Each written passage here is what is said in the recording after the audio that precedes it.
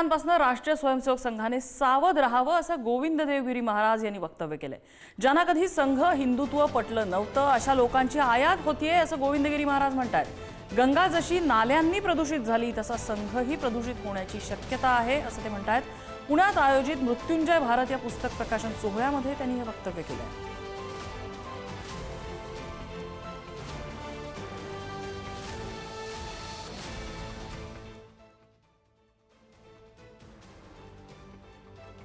तोंडातनं वेगळ्या वेगळ्या मुखातनं जी आयात केलेली मंडळी येतात, ज्यांचे संस्कार वेगळे आहेत, ज्यांना कधी संघही पटला नव्हता, ज्यांना कधी हिंदुत्वही पटलं नव्हतं आणि ज्यांना नैतिकता कशाशी खातात हे कधी कळलंच नव्हतं, अशा लोकांची आयात फार अधिक प्रमाणात झाली।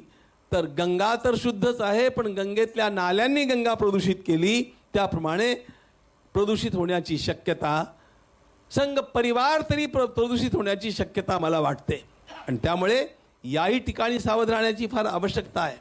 भारतीय जनता पार्टीमध्ये जे कोणी येत आहेत त्यांचं शीर्षस्थ नेत्यांशी चर्चा करून होते।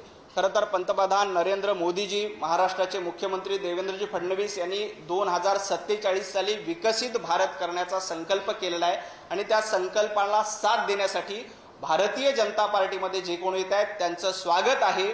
आपल्याकडे वाल्याचा वाल्मिकी झाल्याचे अनेक उदाहरण आहेत आणि अशा पद्धतीनं पूर्वाश्रमीचं काही असलं तरी भारतीय जनता पार्टीमध्ये येऊन राष्ट्र प्रथम आणि हिंदुत्ववादासाठी जर का कोणी काम करायला तयार असेल तर त्यांचं निश्चितपणे स्वागत केलं पाहिजे।